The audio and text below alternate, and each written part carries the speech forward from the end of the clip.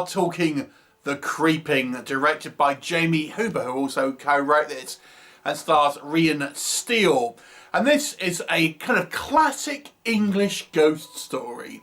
A slower moving movie. I have seen some critiques saying, oh, this movie is a little bit slow, but with a name like The Creeping, one would expect it to be somewhat creeping and less of a kind of visceral experience, but there you go.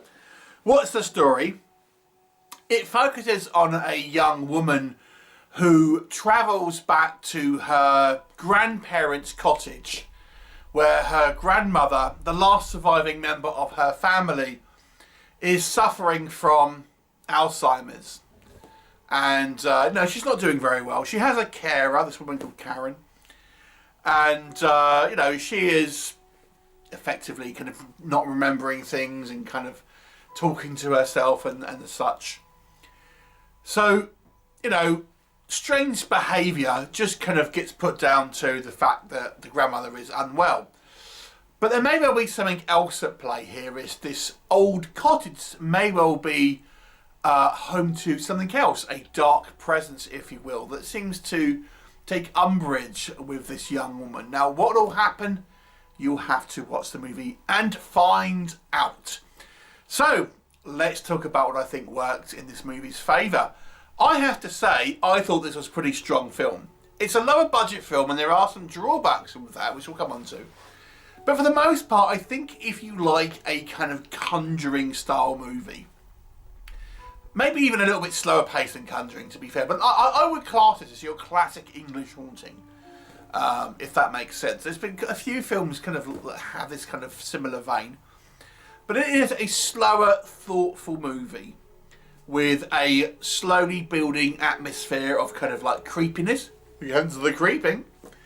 And I thought it executed it pretty well, I have to say.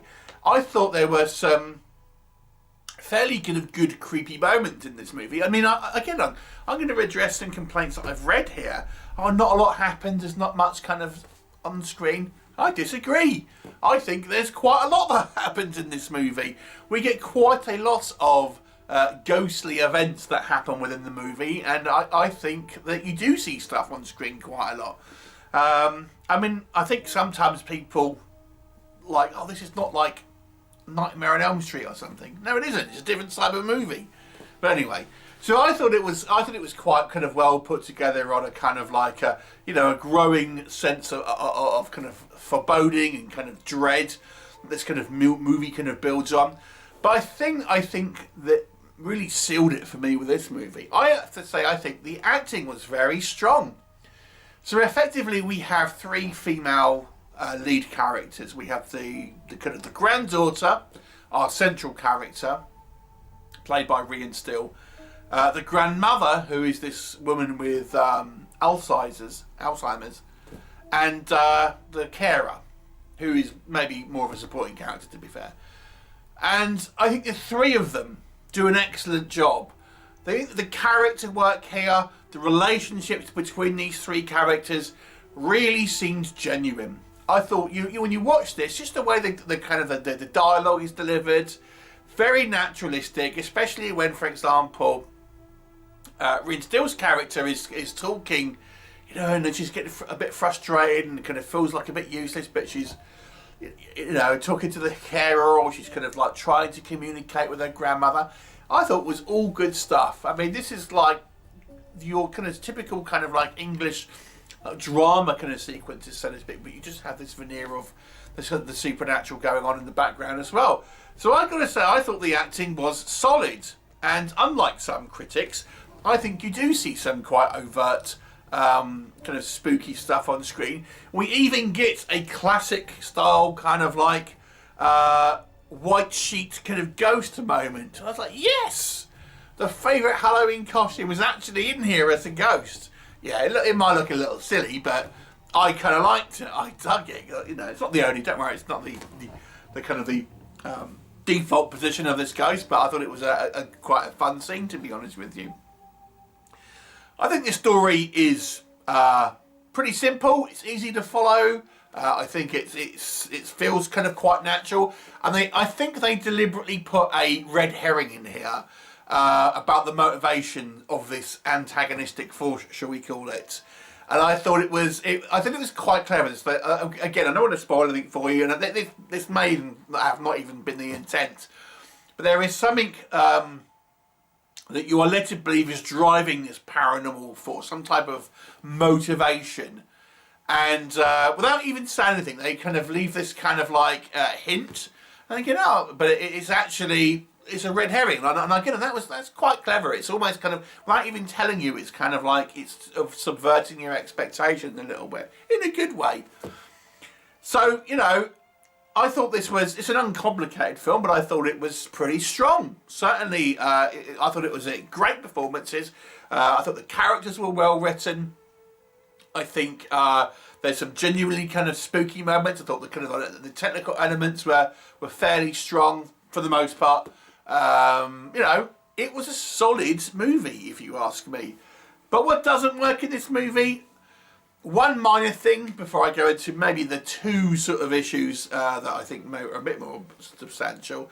There's a little bit of a reliance on tropes, including, you know, something spooky happening and then waking up, it's a dream. That happens more than once. I'm thinking, I don't think you can get away with that more than once. Just saying. If I had to have some more legitimate criticisms, I would say two things. Firstly, the story is very predictable. It's not a bad story. It's not, you know, but it's one you've seen many times before, and outside of like the one kind of red herring that I mentioned, you can kind of guess where it's going to go.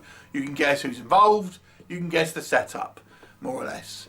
At least the broad strokes of it. So I thought that, and even what happens in regards to the story beats along the way, what will happen to certain characters, is very predictable. This movie isn't going to kind of like win any awards for a clever narrative, or, you know, or being something which is, you know, you think it's not going to be, and things like that. So yeah, it is kind of predictable. It is very much like you've seen before. And the other thing I would say, the VFX are a little bit on the weaker side. You do see a reasonable amount, but there's some decisions here to have more visual effects via a kind of computer enhanced. And I think some of these effects could have been portrayed in a more practical manner that may have made them look better. I would go so far as to say there's even kind of a couple of sequences that kind of make it look like it should be from a Scooby-Doo movie. You know, the effects, I think, there are a few sequences where they're effective. There's even a couple of sequences where they're scary.